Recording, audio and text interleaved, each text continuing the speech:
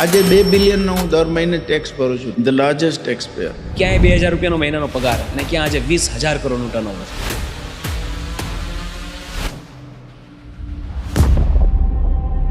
મને હાઈજેક પણ કરી ગયા હતા. મને ગન પોઈન્ટ ઉપર લઈ ગયા હતા મારા ઘરેથી ને મારા છોકરાઓને બાંધી દીધા હતા. ખરેખર બધાય કહેતા હતા કે આ માણસ.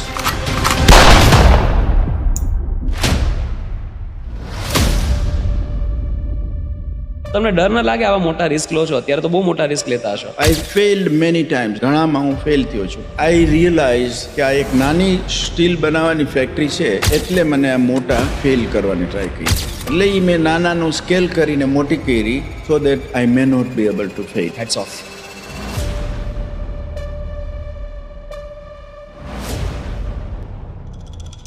એક દિવસ હું ગાડી ચલાવતો હતો, ફેક્ટરીએથી આવતો હતો અને મને પોલીસે પકડ્યો. કલાક દોઢ કલાક એની સાથે માથાકૂટ કરી તો એ પછી ન માન્યો એટલે એનું ફાઇન ભરીને હું નીકળી ગયો. પછી મેં વિચાર્યું કે એક જ છે કે આ રોડ બંધ કરી દો, હેલિકોપ્ટર લઈ. I can't believe this is so crazy. તમે ઘરેથી ઓફિસ પહોંચવા માટે હેલિકોપ્ટર ખરીદ્યા અને પાછી પાયલટ પર ડિપેન્ડન્સી ન રહે એટલા માટે ચલાવતા પણ શીખ્યા. અને ઉપર તો કોઈ પોલીસ પકડે નહીં સ્પીડ માટે, એટલે પછી દે ધનાધન.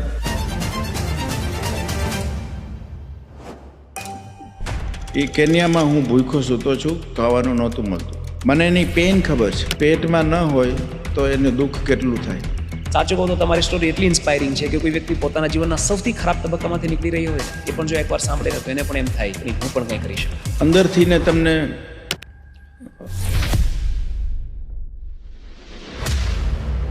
આફ્રિકામાં one of the richest Indians છો. તમારી પાસે પોતાના 4 પ્રાઇવેટ જેટ છે, 3 હેલિકોપ્ટર છે, 18,000 થી 20,000 લોકો તમારે ત્યાં કામ કરે છે, 20,000 કરોડ જેટલું ટર્નઓવર છે. એવું તો શું જોઈએ છે લાઈફમાં કે જેથી હજી તમે કાર્યરત છો? મને આફ્રિકા મોટિવેટ કરે છે. I love India as much as I love my country Kenya. હું પ્રાઉડ ઇન્ડિયન છું, પ્રાઉડ ગુજરાતી છું. પણ ભારતના બિલિયનર્સ મુકેશભાઈ, આફ્રિકાના પ્રેસિડેન્ટ્સ પણ આવી ગયા, બધા તમારા મિત્રો છે. જ્યારે આવી મોટી મોટી હસ્તીઓ સાથે મિત્રતા રાખવાની હોય ત્યારે એવું શું હોય કે જેનાથી આ મિત્રતા ટકી રહે? એ તમે છો એ જ રહ્યો.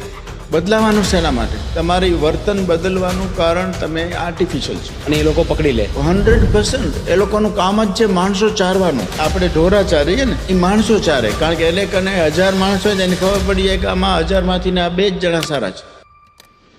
ગુજરાતની અંદર મેં કીધું એ પ્રમાણે 10માંથી 4 બિઝનેસીસ ફેલ જાય છે. એનું કારણ unbelievable. I will be very honest કે નમસ્કાર દોસ્તો, સ્વાગત છે આજના ખૂબ જ ખાસ એપિસોડમાં. મિત્રો, આજે વાત કરવાની છે સાહસની અને સફળતાની, અને એવી સફળતા કે દુનિયામાં ખૂબ જ ઓછા લોકોને આવી મળતી હોય છે. એક ગરીબ બ્રાહ્મણનો છોકરો કે જેનો જન્મ સુરેન્દ્રનગરના માથક નામના એક નાનકડા ગામડામાં થાય છે, જેની પાસે જમવાના પૈસા પણ નથી ક્યારેક, જેની પાસે ભણવાના પૈસા નથી, જે મંદિરમાં રામ રોટી ખાઈને સર્વાઈવ કરે છે, એ વ્યક્તિ આફ્રિકા જઈને આફ્રિકાના સૌથી ધનવાન ભારતીય બને છે, આફ્રિકાના લાર્જેસ્ટ એમ્પ્લોયર બને છે, આફ્રિકાના લાર્જેસ્ટ ટેક્સ પેયર બને છે. એની કંપનીમાં 18,000 માણસો કામ કરે છે. એની કંપનીનું ટર્નઓવર 20,000 કરોડ સુધી પહોંચાડે છે. અને આવનારા 2-3 વર્ષમાં એમની કંપની જે હિસાબથી ગ્રો થઈ રહી છે, કદાચ 40,000 લોકો આવનારા 2-3 વર્ષમાં એમની કંપનીમાં કામ કરતા હશે અને આફ્રિકાના લાર્જેસ્ટ એમ્પ્લોયર એ બનશે. હું વાત કરી રહ્યો છું શ્રી નરેન્દ્રભાઈ રાવલની, who is one of the richest Indian in the whole of Africa. મિત્રો, ફોર્બ્સ મેગેઝિનના ફ્રન્ટ પેજ પર એમનો પિક્ચર આવે છે અને ફોર્બ્સ મેગેઝિન એમને ધ રિચેસ્ટ ઇન્ડિયન ઇન આફ્રિકાનું બિરુદ આપે છે. મિત્રો, એમની સ્ટોરી ખૂબ જ ઇન્સ્પાયરિંગ છે. જો એમની સ્ટોરીમાંથી મોટિવેશન ન મળે તો ખબર નહીં તમને મોટિવેશન ક્યાંથી મળી શકે. જે રીતે મેં કહ્યું કે અતિ ગરીબીમાંથી બહાર નીકળે છે, નાનકડા ગામથી સુરેન્દ્રનગર ભણવા જાય છે બોર્ડિંગ સ્કૂલમાં, અને ત્યાંથી ભુજમાં માત્ર 75 રૂપિયાની નોકરી મળે છે એટલા માટે મંદિરમાં જોબ કરે છે, નોકરી કરે છે પૂજારી તરીકે. અને ત્યારબાદ એમને કેન્યા ઓપોર્ચ્યુનિટી મળે છે મંદિરમાં, સ્વામિનારાયણ મંદિરમાં, અને ત્યાં પૂજારી તરીકે સેવા આપવા માટે જાય છે. અને ત્યાંથી જ્યારે વતન યાદ આવે ત્યારે પાછા ભારત આવે છે. અને ત્યારે મંદિરમાંથી એવું કહેવામાં આવે છે કે જો તમે પાછા આવો ત્યાં સુધીમાં કોઈ બીજા પૂજારી અહીં આવી ગયા હશે તો કદાચ તમારી આ નોકરી છે એ જતી રહે. છતાં ભારત પાછા આવે છે અને જેવો ડર હતો એવું જ થાય છે. પાછા જ્યારે આફ્રિકા જાય છે ત્યારે એમની નોકરી જતી રહે છે. પછી સાહસ કરીને એક નાનકડા એવા બિઝનેસની સ્થાપના કરે છે, એક સ્ટીલની દુકાન કરે છે, સ્ટીલના સ્પેર પાર્ટ્સ વેચવાની દુકાન કરે છે. અને ત્યારબાદ આફ્રિકાના સૌથી મોટા સ્ટીલના ઉત્પાદક અને વેપારી બને છે. ત્યારબાદ સિમેન્ટ ઉદ્યોગમાં ઝંપલાવે છે, એલ્યુમિનિયમ ઉદ્યોગમાં ઝંપલાવે છે, અને બધા ઉદ્યોગોમાં ખૂબ જ ડિફિકલ્ટ કોમ્પિટિશનની સામે લડીને પોતાની જગ્યા બનાવે છે. અને કેવી જગ્યા? નંબર 1. હરેક ઇન્ડસ્ટ્રીમાં પોતે નંબર 1 તરીકે પોતાનું સ્થાન હાંસલ કરે છે. આફ્રિકાના મોટા મોટા પ્રેસિડેન્ટ સાથે, બિઝનેસ ટાઇકૂન સાથે, પોલિટિશિયન્સ સાથે, નોટ જસ્ટ આફ્રિકા, ઇવન દુનિયાભરના મોટા મોટા બિલિયનર્સ સાથે એમની ફ્રેન્ડશિપ થાય છે, એમનું બેસવા ઉઠવાનું આટલા મોટા લોકો સાથે છે, છતાં એમની જે સાદગી છે, એમના જીવનની જે સાદગી છે, એ ખરેખર હૃદયને સ્પર્શી જાય એવી છે. આજની તારીખે અતિ સાદગીભર્યું જીવન જીવે છે, પોતાની ઇન્કમના 50% દાન કરી દે છે અને સમાજ સેવામાં ખૂબ જ કાર્યરત છે.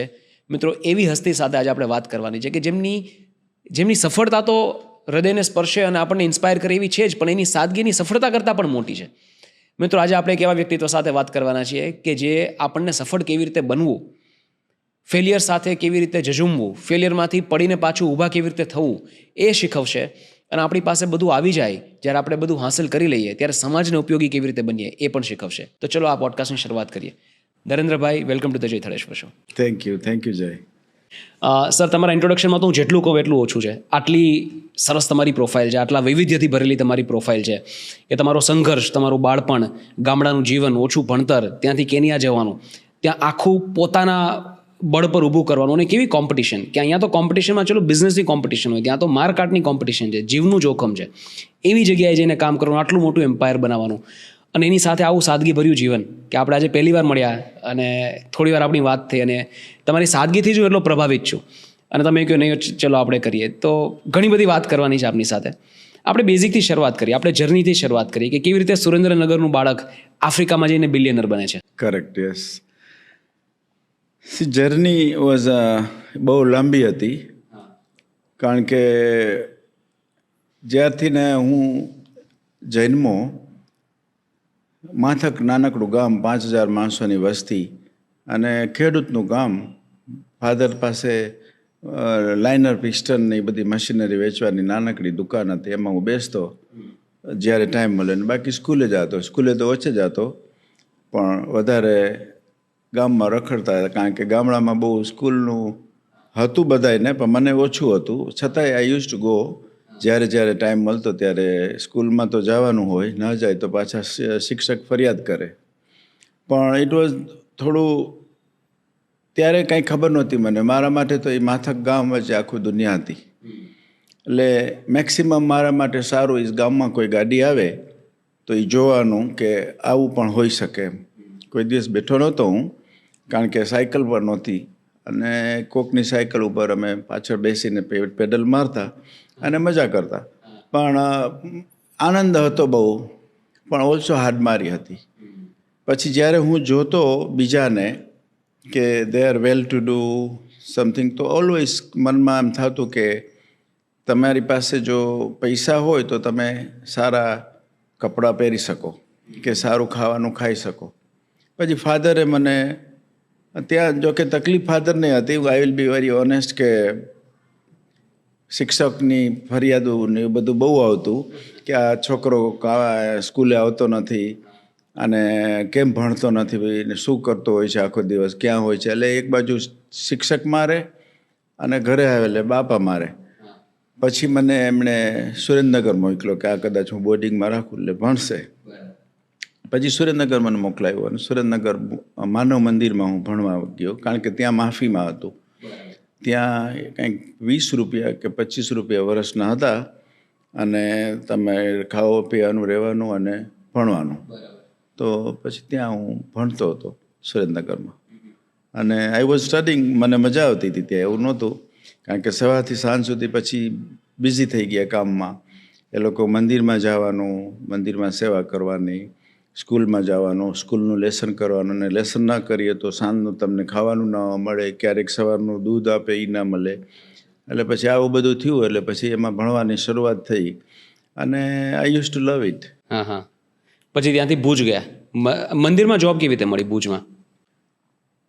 સુરેન્દ્રનગરમાં હું ભણતો, પછી ત્યાં 7મા ધોરણ સુધી જ હતું. હવે પછીથી મારે ભણવું જ હતું, એટલે મને હવે બીજે ગોતતા હતા ફાધર કે ક્યાં સારું મળે જેનેથી કરીને બહુ ખર્ચો ન હોય. એટલે પછી ત્યાં મને ભુજ બોર્ડિંગની અંદર એડમિશન અપાવ્યું, અને હું જ એવો હતો જે ગુજરાતમાંથી આ બાજુ સાઈડમાંથી હતો, રાજકોટ બાજુથી. અધરવાઇઝ ત્યાં કચ્છ માટે જ બોર્ડિંગ હતી, સ્વામિનારાયણ બોર્ડિંગ. એમાં હું દાખલ થયો. મને કાંઈક 150 રૂપિયા કે એવું કાંઈક હતું વર્ષનું, યુઝ્યુઅલી એના કંઈક 500 રૂપિયા હતા, પણ એમને રિડ્યુસ કરીને 150 રૂપિયામાં મને રાખ્યો હતો. અને બહુ સારું હતું. એવું નહોતું કે બહુ સારામાં સારું જો મારી જિંદગી મેં જીવી હોય તો એ સ્વામિનારાયણ મંદિર, સ્વામિનારાયણ ગુરુકુલમાં. કારણ કે ત્યાં 3 વખત જમવાનું સારું મળતું. બરાબર. અને ભૂખ ત્યારે બહુ લાગતી. હા, યુવાનીમાં સ્વાભાવિક છે, મહેનત હોય તો લાગે. યસ. અને ભૂખ લાગતી અને ખાવા માટે તો ઘરે તો માથકમાં તો કાંઈ હતું નહીં. અને સુરેન્દ્રનગરમાં એવી જ તકલીફ હતી, કારણ કે ત્યાં હાડમારી તો હતી જ. આજે પણ હું કહી શકું કે ત્યારે ત્યાં હાડમારી હતી, પણ ભુજમાં એ બાબતમાં બધું સારું હતું. હું ભણતો પછી ત્યાં બ્રહ્મચારી મહારાજ મંદિરમાં હતા.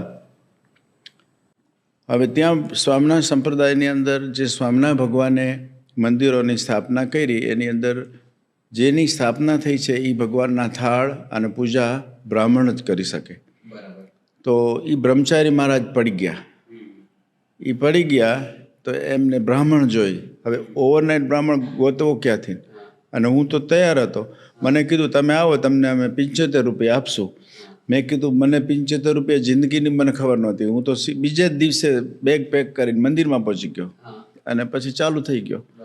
પછી ત્યાં સેવા કરી, ભગવાનના થાળ બનાવતો, સ્કૂલે જતો. આલ્ફ્રેડ હાઈસ્કૂલમાં હું ભણતો. પછી FY BComમાં મને એડમિશન મળ્યું, પણ ત્યાં સુધીમાં મને સ્વામીએ નૈરોબી મોકલાયો, કારણ કે ત્યાંના પૂજારી પણ રિટાયર થતા હતા. એટલે મને મોકલાવ્યો એ કે તમારે નૈરોબી જવાનું છે. મેં કીધું ઓકે. પણ હવે નૈરોબીમાં મારું એક જ ધ્યેય કે મળશે શું. તો બધાએ મા બાપને એમને બધાને કન્વિન્સ કર્યા. અને પછી નૈરોબી જવા માટે સ્વામીને પૂછ્યું કે તમને 2000 રૂપિયા મળશે. મેં કીધું ઓહ, 2000 રૂપિયા! એટલે મને તો સપનામાંય નહોતી ખબર કે મને 2000 રૂપિયા મહિને મળે. પછી નૈરોબી ગયો અને નૈરોબીમાં મંદિરમાં સેવા કરતો, અને જે કાંઈ પગાર કરતાં વધારે દક્ષિણાએ બીજી આવતી, એ બધી લઈને પછી હું નૈરોબીથી મોકલતો પેરેન્ટ્સને અહીંયા, મારા ભાઈને બેનને ભણવા માટે, બીજા બધા કામ કરવા માટે. તો આવી રીતે પછી નૈરોબીની જિંદગી શરૂઆત કરી. ક્યાં 2000 રૂપિયા પર મંથથી શરૂઆત અને અત્યારે 20,000 કરોડનું ટર્નઓવર. આઈ એમ શ્યોર આ જર્ની ઘણા બધા ઉતાર ચઢાવથી ભરેલી હશે, ઘણા બધા સંઘર્ષોથી ભરેલી હશે. આપણે જ્યારે બિઝનેસ સ્ટાર્ટ કર્યો, ઓકે, જર્ની પર પછી આવીએ. પહેલાં અત્યારે આપણો જે બિઝનેસ છે ને એના વિશે થોડી આપણે દર્શકોને માહિતી આપીએ કે કેટલા બિઝનેસીસ છે, કેટલા ફેલાયેલા છે, કેટલા એમ્પ્લોઈઝ છે અને શું ટર્નઓવર છે. થોડું આપ જ જણાવો. નૈરોબીની અંદર આપણે આઈ ટેલ યુ કે કેમ મેં બિઝનેસ કર્યો. કે મેં જ્યારે મંદિરમાંથી ને એ બધું નીકળ્યો પછી મેં એક દુકાન કરી. કે મારે પહેલેથી ધગસ હતી કે મારા માટે કંઈક આઈ want to work for me. મારા માટે કામ કરવું છે, કોઈ માટે કરવું નથી. બધા જો કે એવી રીતના ન વિચારી શકે, નહીં તો દુનિયા ના ચાલે. પણ મારો એવો વિચાર હતો કે હું પોતે મારો માલિક બનું. એક દુકાન કરી, એનું કંઈક 2,000 રૂપિયા જ ભાડું હતું મહિને. પણ હિંમત કરીને એ લઈ લીધી. એની અંદર જે વસ્તુ હતી એમાં સળિયા હોય લોખંડના, પછી સિમેન્ટ હોય, રૂફિંગ શીટ્સ હોય, તો આ બધું ત્યાં બોલ્ટ્સ એન્ડ નટ હોય, પછી નેઇલ્સ શું કે ને ખીલીઓ હોય. તો આ બધું મને સપનું હતું કે હું બનાવું. અચ્છા. કારણ કે ત્યાં એ મળવું, કારણ કે મોનોપોલી હતી, અમુક જ ફેક્ટરીઓ હતી. બરાબર. તો એ તમને એની સપ્લાય મળવી, એ બધું તમે મોટા હોવા જોઈએ તો જ મળે. જો નાના હો તો તમને ન મળે. બરાબર. એટલે દાદાગીરીથી બિઝનેસ કરતા એ લોકો જે હતા, કારણ કે મોનોપોલી હતી, ત્યાં કોઈ બીજું નહોતું. એટલે પછી મને એક સપનું હતું કે આ બધી વસ્તુ હું બનાવું. પણ હવે સપનું તો મફત છે, કારણ કે એના તો કોઈ પૈસા નથી. એટલે હું સપના બહુ મોટા જોતો. સુરેન્દ્રનગરની અંદર જ્યારે ઇન્દિરા ગાંધી આવ્યા હતા, જે મારી બુકમાં મેં લખ્યું છે, પછી મને ખબર પડી કે એનું નામ ઇન્દિરા ગાંધી છે. ઓલું સભા એવું કરે ને એમાં, તો હેલિકોપ્ટરમાં આવ્યા હતા. તો મેં જોયું કે ઓહો, આ હેલિકોપ્ટર ઉતર્યું, ડમરી આમ ઉડીને એમાંથી ને આમ મશીન એક જોયું, બધા માણસો ઊભા હતા, હજારો. એટલે મેં કીધું આ શું હશે? પછી મને ખબર પડી કે હેલિકોપ્ટર. મારું સપનું હતું કે એક દિવસ હું આ હેલિકોપ્ટરને આમ હાથ અડાડીશ. અત્યારે હેલિકોપ્ટર ઉડાડો છો અને એ પણ મલ્ટિપલ હેલિકોપ્ટર્સ છે તમારી પાસે. પછી એ સપનું હતું તો પછી ત્યારે મારા પગમાં ચંપલે નહોતા. પણ પછી મેં ઓફકોર્સ ડેફિનેટલી મારો શોખ હતો તો મેં હેલિકોપ્ટર્સ લીધા. અને આઈ બીકમ માય સેલ્ફ, હું પોતે પાયલોટ બન્યો. વાહ. અને આઈ ફ્લાય, હું હેલિકોપ્ટર મારા પોતાના હું જ ચલાવું છું. અને ઓફકોર્સ પાયલોટ્સ છે, મારા કામે જાઉં ત્યારે હું લઈ જાઉં મારી રીતે જ. So what I M trying to say is કે તમે મગજની અંદર જો અંદરથી ને તમને ફાયર હોય, આગ હોય કે મારે કંઈ કરવું છે, એ નાનપણથી જ મારે હતી. અને માને જોતું હતું કે હું આ વસ્તુ બધી હું પોતે બનાવું. પછી ધીમે ધીમે મેં એક નાની સ્ટીલની ફેક્ટરી નાખી. સ્ટીલની ફેક્ટરી નાખવા માટે પૈસા જોઈએ. પૈસા તમારી પાસે હોય નહીં. બેંક પાસે જાઓ, બેંક એટલે એકાઉન્ટની કાંઈ બહુ એટલી બધી ગતાગમ હતી નહીં, કે પૈસા હોય એ બેંકમાં જાય. પૈસા જ નહોતા તો બેંકમાં જઈને શું કરવાનું. બેંકમાં જઈ મને ત્યાં સારો માણસ એક મળી ગયો, મેનેજર, કે હું તમને એક તમારો કંપનીનું મીન્સ તમારો પ્રોજેક્શન બનાવી દઉં તો તમને બેંક આપશે પૈસા. આ 50 વર્ષ પહેલાં. ઓહો. એણે બનાવી દીધું, એણે જ પછી સબમિટ કર્યું અને મને બેંકે પૈસા આપ્યા. એ બેંકે પૈસા આપ્યા, મેં ત્યારે જ મને ખબર પડી કે બેંકમાંથી પૈસા મળે ખરા, તમારા ના હોય તોય મળે. એ ફર્સ્ટ ટાઈમ મેં એક્સપિરિયન્સ કર્યો. એ પૈસા લઈ અને મેં ફેક્ટરી લીધી. ફેક્ટરી માટે હું આવ્યો પંજાબ. હું ફેક્ટરી લેવા ગયો કે હું આની સળિયાની ફેક્ટરી લઉં, જેમ વેજીટેબલ લેવા માર્કેટમાં જાય એવી રીતે. મને તો કાંઈ ખબર જ નહોતી કે ક્યાંથી શું મળે, પણ બધા કહેતા હતા કે પંજાબમાં મળશે. તો નાનકડી મંડી ગોવિંદગઢમાંથી ને ફેક્ટરી લીધી. અને એ લોકોએ બહુ સારા માણસો, તો ત્યાંથી ફેક્ટરી લઈ ને અરબીમાં લગાવી. બધા કહેતા હતા કે આ માણસ. એટલે ત્યાંથી ફેક્ટરી લઈને ત્યાં આફ્રિકામાં લગાવી. એટલે હું સમજો નહીં, શું કર્યું તમે? ત્યાંથી અમે મશીનરી લીધી. મશીનરી લીધી પંજાબથી, અને ત્યાં અમે આફ્રિકામાં ફેક્ટરી બનાવી. એ ફેક્ટરી બનાવી. બરાબર. અને એ ત્યારે મને બધા કહેતા હતા કે આ તો બહુ ખોટું કર્યું છે આણે, કારણ કે દુકાન છે એની પાસે પૈસા નથી, આ બરબાદ થઈ જશે. કારણ કે અહીંથી ને હજારો વર્ષો, મીન્સ એટલીસ્ટ 50-100 વર્ષની જૂની બધી ફેક્ટરીઓ છે મોટી મોટી, એ આને જીવવા નહીં દે. અને વાત એ સાચી છે, જીવવા નહીં દે એટલે કદાચ માણસને મારી નાખે એવી શક્યતા ખરી? પોસિબલી, પણ એનાથી વધારે કે એને એ વેચી નહીં શકે, બિઝનેસ નહીં કરવા દે. બિઝનેસ નહીં કરવા દે. કારણ કે તમારું પ્રોડક્શન થોડુંક જ હોય, તમે નવા હો, તમારું બોરોવિંગ હોય, લોન હોય, અને આ લોકો તો જૂના છે, તો એ તમે સસ્ટેન કરવું એ તકલીફ થઈ જાય. પણ તોય આપણે એ નાખી. મેં કીધું કાંઈ વાંધો નહીં, હિંમતે મરદા તો મદદે ખુદા. એટલે મને મનમાં થઈ ગયું કે હું કરું તો ખરો જ, પછી ફેલ થાઈશ તો પાછો ઊભો થાય. અને જે માણસ ફેલ થયા વગર સક્સેસ થાય ને, એ સક્સેસ બહુ લાંબો ના ચાલે. You got to failure is the lesson of the life. Failure તમે જિંદગીમાં આવે, તમે એમાં હારી જાઓ, એ જ વસ્તુ તમને શીખડાવે છે. મારે કામ નહોતું કરવું. હમણાં જ તમને ઓફિસમાં હું કહેતો હતો કે માણસને 20 વર્ષ સુધી કે 25 વર્ષ સુધી કોઈની ત્યાં કામ કરવાનો સમય છે, એની ધીરજ છે, એનું શાંતિ છે, એને કાંઈ વાંધો નથી. પણ એ પોતાનો ધંધો કરે તો એને 3 વર્ષ સ્ટ્રગલ થવામાં એ નાસીપાસ થઈ જાય છે. 3 વર્ષ સ્ટ્રગલ કરી અને મૂકી દે છે. ગુજરાતની અંદર મેં કીધું એ પ્રમાણે આઉટ ઓફ 10માંથી 4 બિઝનેસીસ ફેલ જાય છે. એનું કારણ માણસોને, નોટ ઓનલી ગુજરાત, ઇન કેન્યામાં 10 આઉટ ઓફ 8 ફેલ થાય છે. કારણ કે એ લોકોને લાંબો સમય સુધી સ્ટ્રગલ કરવાની હિંમત, સ્ટ્રગલ કરવાની ધીરજ નથી. ધીરજ એ ઓછું છે. ભગવાનની દયાથી ને મને ધીરજ હતી. હું ફેલ થવાનો હતો, પણ ભગવાને બચાવી લીધો. And what we have made is just because of કે અમે હાર્ડવર્ક એન્ડ ઓલ્સો હિંમત જે ભગવાને આપી, અને એને લીધે અત્યાર સુધી અમે આગળ પહોંચ્યા. તમારા કોમ્પિટિશને તમને બહુ હેરાન કરી, અને પછી અચાનકથી નસીબનું પાનું ફરી ગયું, અને પછી હરણફાળ પ્રગતિ તમે કરી.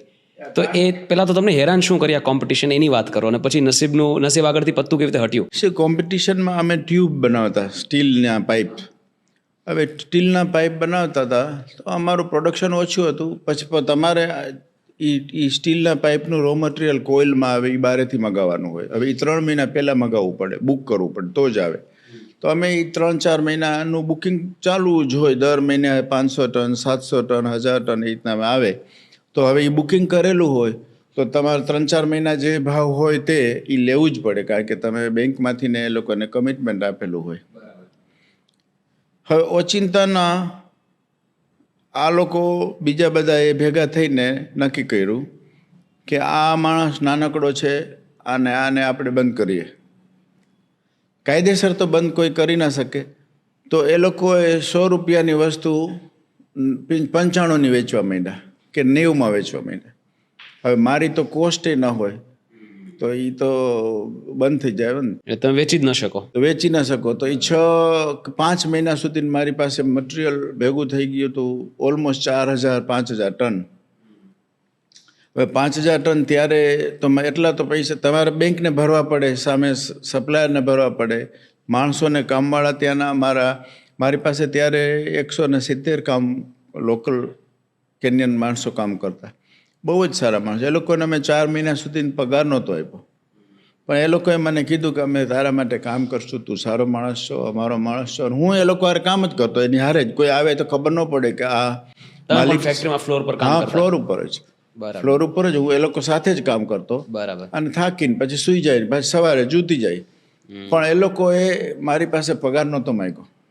એ લોકોએ કીધું અમને ઘર ચાલે એટલું આપજે, બાકીનું અમે જ્યારે સરખું થઈ જાય ને પછી લેશું, કંઈ વાંધો નહીં. એ લોકોએ મને બહુ સપોર્ટ કર્યો. 6 મહિના સુધી 5 મહિના મને હેરાન કર્યો. 5 મહિનામાં તો હું એ લોકોને મારી પાસે રો મટીરિયલ એટલું થઈ ગયું, ફિનિશ મટીરિયલ એટલું થઈ ગયું, કારણ કે વેચી જ ના શકો તમે. ખોટમાં તો ધંધાદારી માણસ તો ના વેચે ને. તો પછી મારો કહેવાનો મતલબ એમ છે કે જો ભગવાનને જોઈ તો તમે ખોટું તમારાથી થાય તો એમાંથી સાચું થાય. કાંઈ ખરાબ તમને લાગે અત્યારે દેખાય કે આ બહુ ખરાબ થયું મારા માટે, પણ એ કદાચ સારા માટે છે, એ આપણને ખબર નથી. 6 મહિના પછી સ્ટીલના ઓવરનાઇટ ભાવ ઓલમોસ્ટ ડબલ થઈ ગયા.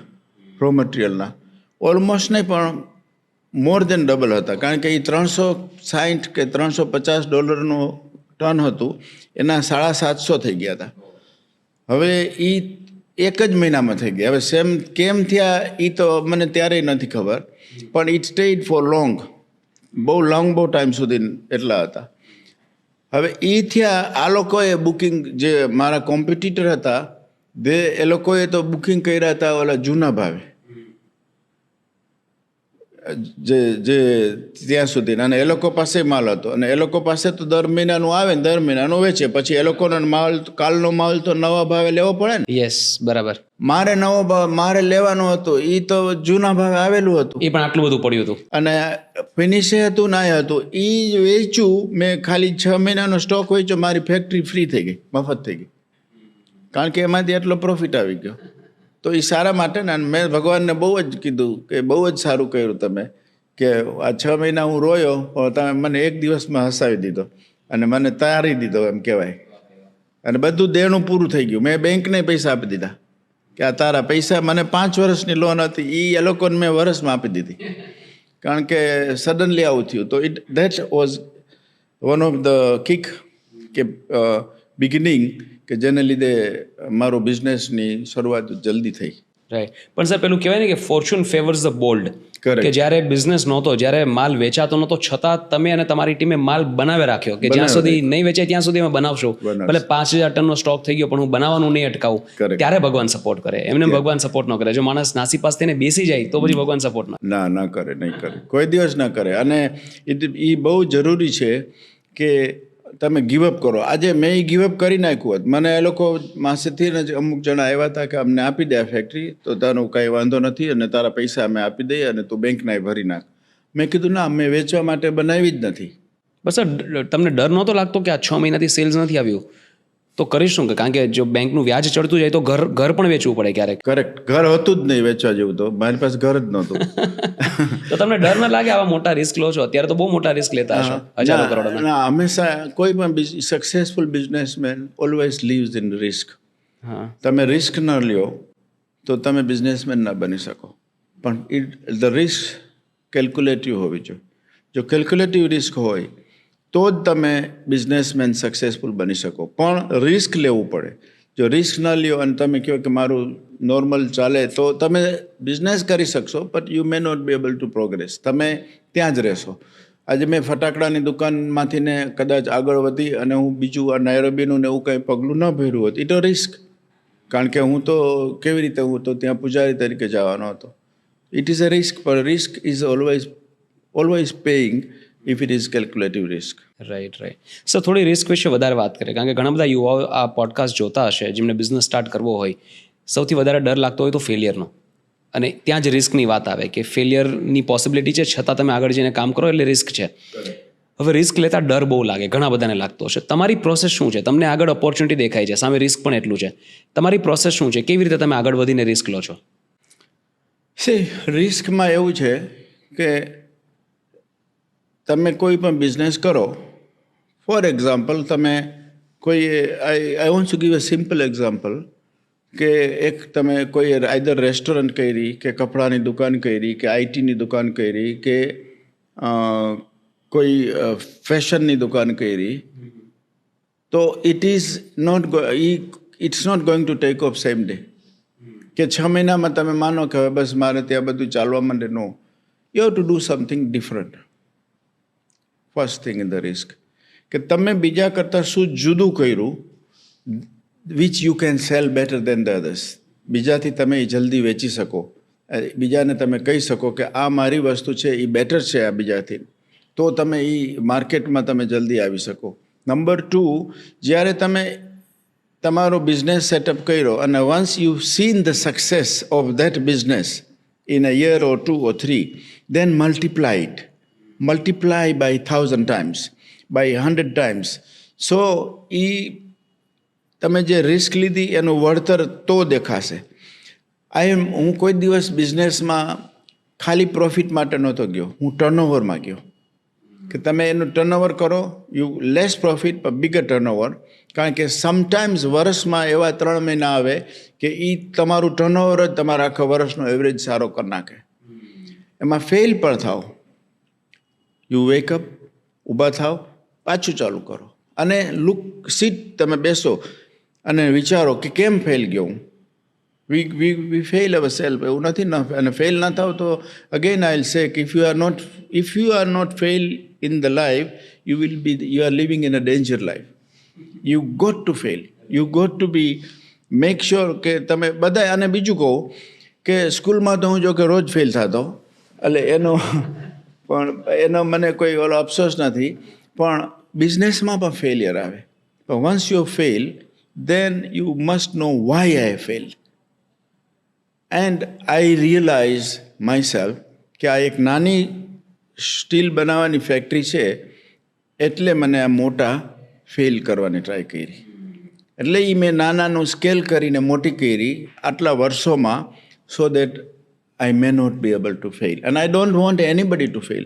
મેં બીજા 50 કે 500 બિઝનેસમેન ઊભા કર્યા છે, because I want to see others to come up. આજે હું જ કરું એવું નહીં, બધાય કરો, કારણ કે દરિયો મોટો છે.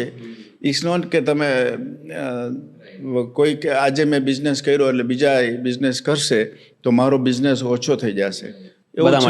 બધાય માટે છે, અને બધાયને સક્સેસ, અને કોઈનો સક્સેસ જોવામાં જે મજા છે ને એ પોતાના સક્સેસ કરતાં વધારે હોવો જોઈએ. That is what I believe. અને મને એ વસ્તુએ બહુ હેલ્પ કરી છે. So risk has to be calculative, if I can tell you the correct. Right. આપે જે સ્કેલની વાત કરી કે multiplied by 1,000 times, multiplied by 100 times, scale કરવામાં જ મોટાભાગના ફાઉન્ડર્સ, મોટાભાગના બિઝનેસમેન હારી જાય છે. થોડો એવો બિઝનેસ ચાલી જાય, ત્યારબાદ થોડા કમ્ફર્ટમાં આવી જાય, અને પછી એમ થાય કે જો હું સ્કેલ કરવા જઈશ તો મેં જે બિલ્ડ કર્યું છે એ પણ રિસ્કમાં જતું રહેશે. તો એની માટે એક અલગ લેવલનું માઇન્ડસેટ જોઈએ, અને ત્યારે જ લોકો હજારો કરોડો સુધી પહોંચે, કે એક અલગ રિસ્ક ટેકિંગ કેપેબિલિટી હોય ત્યારે જ ત્યાં સુધી પહોંચે. નિખિલ કામતના પોડકાસ્ટમાં એમણે એક બહુ મસ્ત વાત કહેલી કે સક્સેસ તમને કાંઈ જ નહીં શીખવાડે.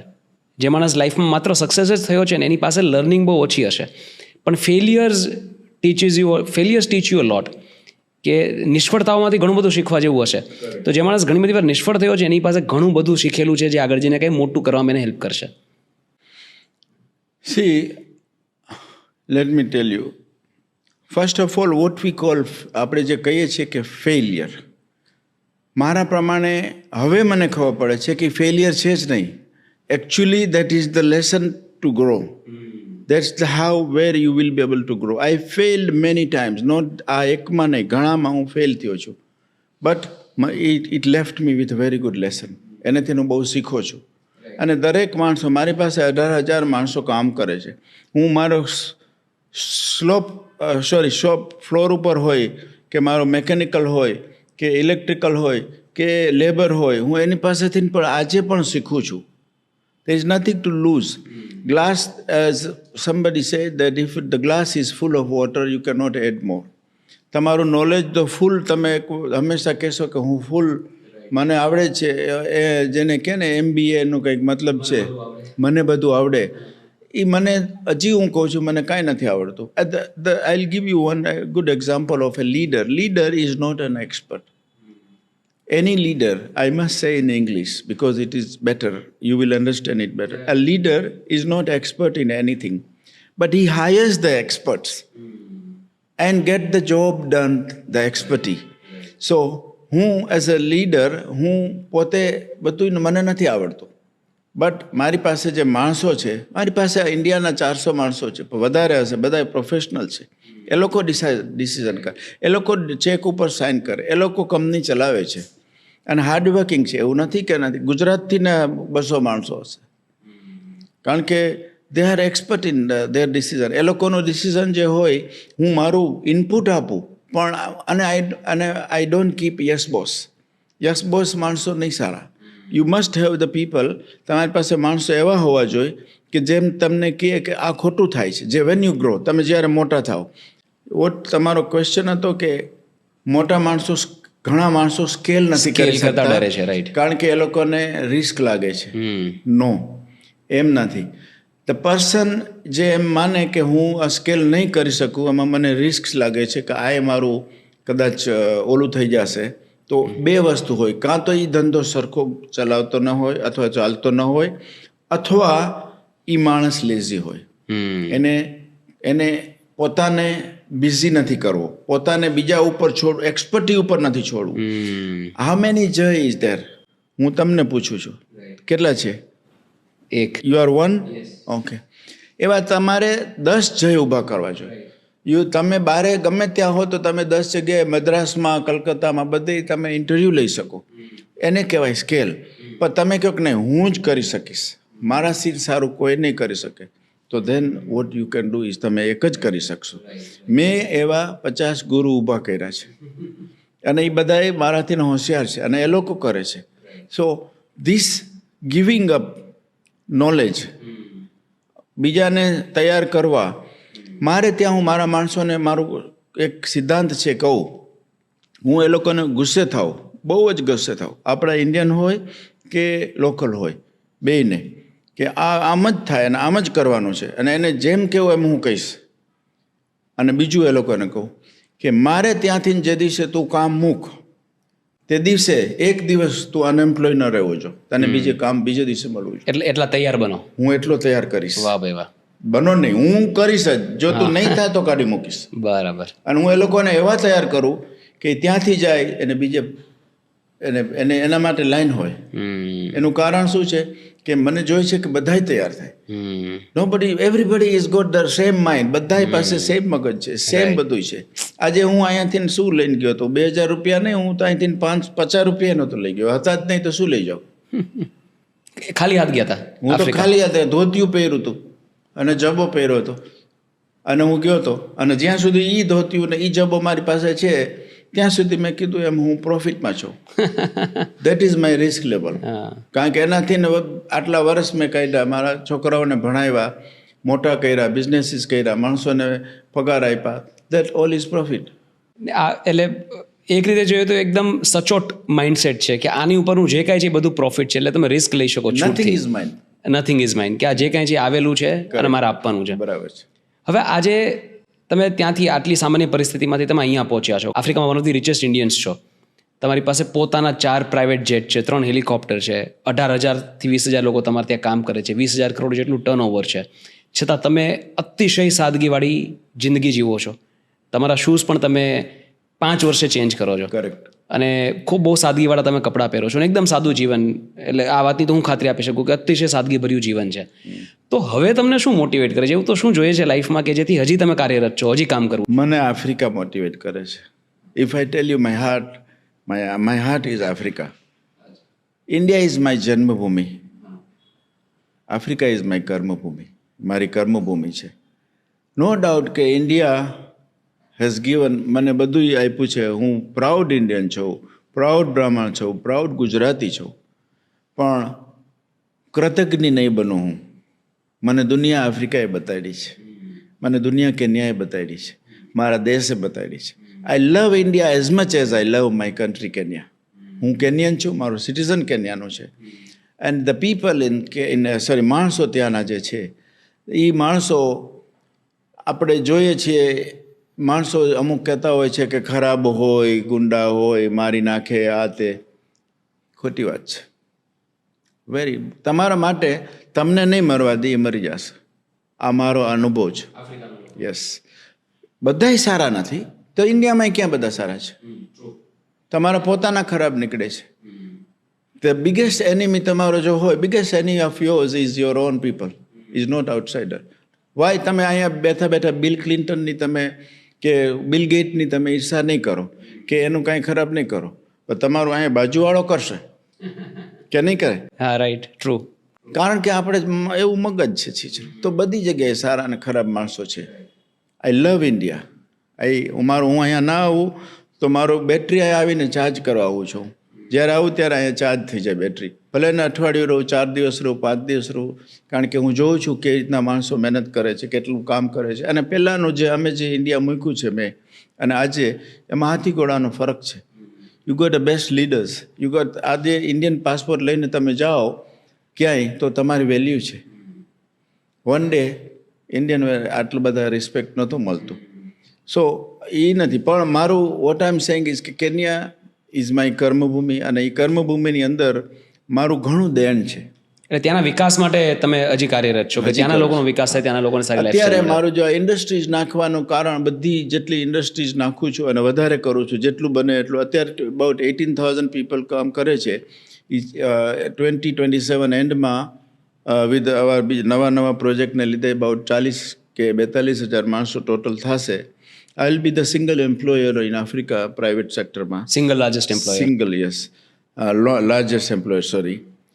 પણ એનું રીઝન બે જ છે કે મેં ત્યાંનું મૂડ જોયું કે અહીંયા પ્રોબ્લેમ શું છે. એક, self dependent. Steel and cement East આફ્રિકામાં તો હું ઇમ્પોર્ટ થવા દઈશ જ નહીં, ગમે એ થાય. કારણ કે હું ગમે એમ કરીને ત્યાં એ કન્ટ્રીને સેલ્ફ ડિપેન્ડન્ટ બનાવીશ. ગમે એમ કરીને હું અત્યારે, ફોર એક્ઝામ્પલ, મારી પાસે ડેટા છે, હું તમને આપીશ. 2025માં 2023થી અમે સિમેન્ટનું બહુ વધાર્યું. 2023ની અંદર 5% સિમેન્ટ આવ્યો છે, જે 100% આવતો હતો. In short, in millions of dollar, $2 billion આવવાનું બંધ થઈ ગયું. બરાબર. 95% આફ્રિકામાં હવે બનવા માંડી છે અત્યારે આપણે, because of your factory. Correct. Wow. અને હજી હું આ બીજી ફેક્ટરીઝ નાખીશ, સેમ સ્ટીલમાં થશે. એક તો કન્ટ્રીઝને સેલ્ફ ડિપેન્ડન્ટ કરવું છે. વેન દેર વોઝ કોવિડ હતું ત્યારે આપણે જોઈ લીધું છે, ઇન્ડિયાએ જોયું, કેન્યાએ જોયું, આફ્રિકાએ, વર્લ્ડે જોયું કે માસ્ક નહોતા, વેક્સિન નહોતા, દવા નહોતી.